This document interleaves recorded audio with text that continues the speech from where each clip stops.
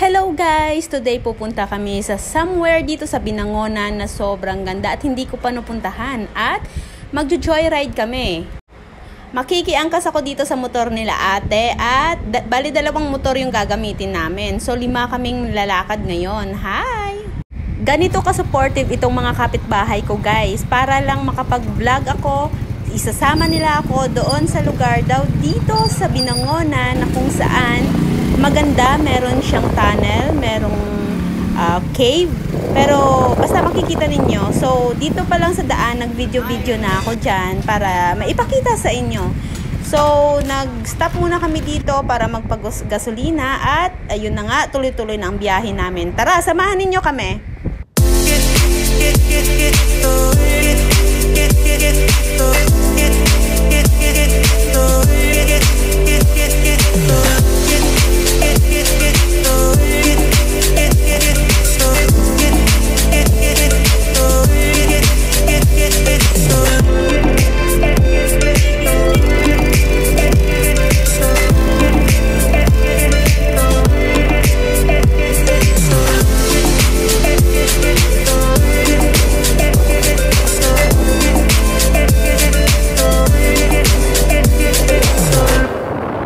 So ayun na nga guys, makikita nyo naman ang ganda ng dinaanan namin.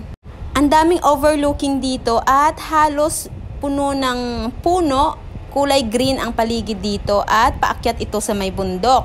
So tara, tuloy tayo.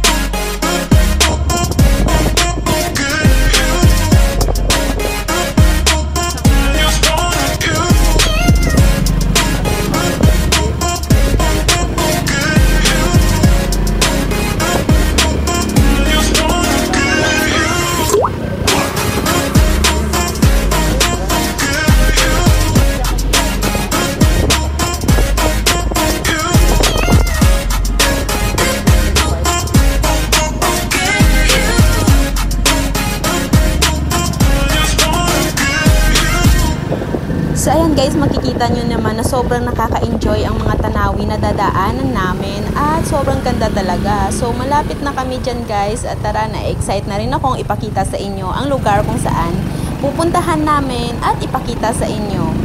Ito talaga ang lugar na gustong gusto ko guys, yung tahimik, tapos puro green yung paligid, maaliwalas yung kalangitan, diba? Napaka-relaxing at ayan nga yung dalawa na sumusunod sa amin.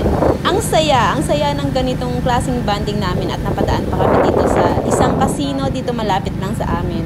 So sa mga malapit dito sa Thunderbird, dito sa Rizal, dito sa Binangonan, Rizal. So alam nyo na ang lugar na ito. So ayan na guys, malapit na kami dyan at ito maganda rin ang bundok na yan. At eto na nga guys, nandito na talaga kami.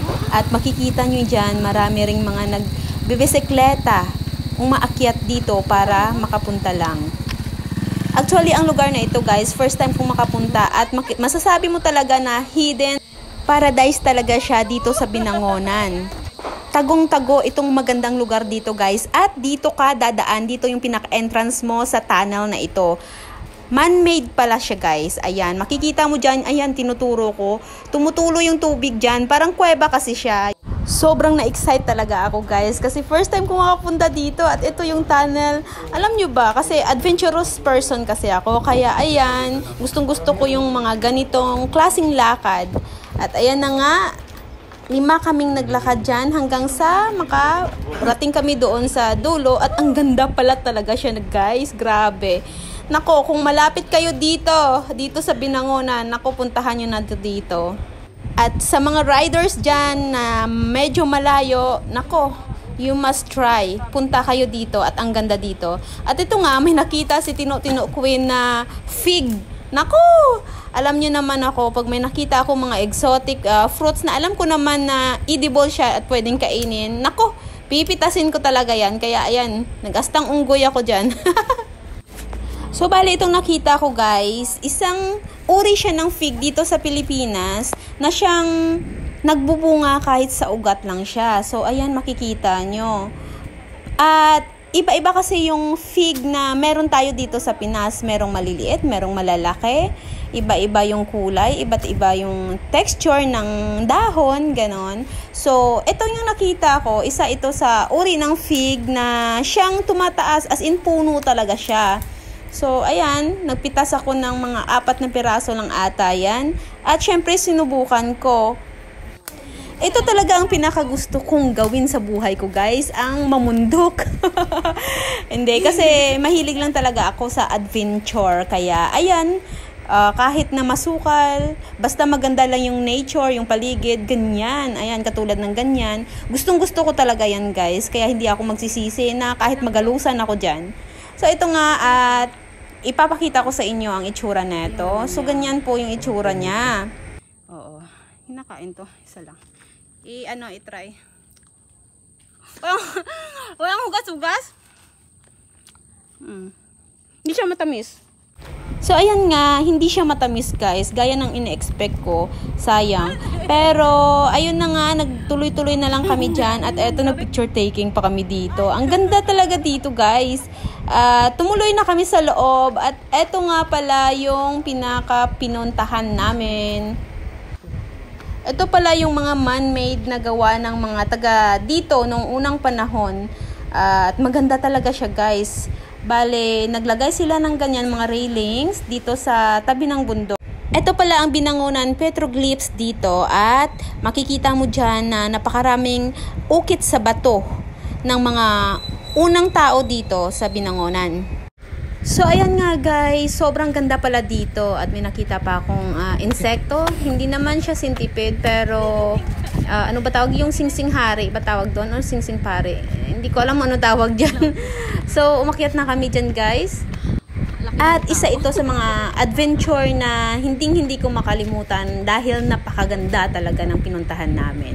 As you can see, makikita niyo naman na marami tayong makikitang puno. Ayan, patay na puno yan. At na tinubuan ng parang fungi. At ito nga yung bato na sinasabi ko. Yung parang bundok siya. At maraming drawing yan dyan.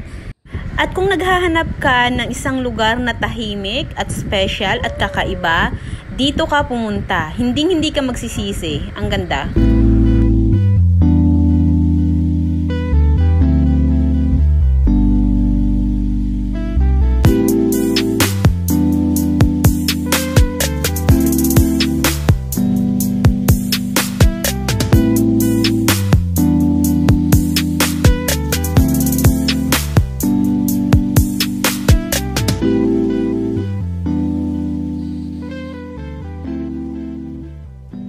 At ayan, kumuha pa ako ng mga slow-mo dito, guys, ng mga ferns at yung mga mushroom na yun. Ang ganda talaga, guys. Napatulala pa nga ako dyan, no? Hindi ko alam na binibidyohan pala ako. So, ayan na nga, guys. Pagkatapos namin mag-picture-picture doon, naisipan namin umuwi na at may dala pa akong pangtanim na ano yan? Yung sanga ng Rosal, alam niyo yun? Ang ganda niyan. So, ayan, bye-bye. Balik na kami doon sa tunnel kung saan yung entrance at exit ng lugar na ito. So, ayan, nag-picture taking muna kami dito sa tunnel at maganda talaga dito, guys. Ito na nga, pauwi na kami. At laking pasalamat ko talaga sa mga kapitbahay ko na ito. Napaka-supportive talaga nila. Para lang sa vlog ko, okay, dinala nila ako sa lugar na yon na sobrang ganda na hindi ko pa napuntahan. So, ayan, guys, thank you for watching. At see you sa next video ko. Maghahanap pa kami ng magagandang lugar dito kung saan pwede tayo mag-vlog para ipakita sa inyo. See you again!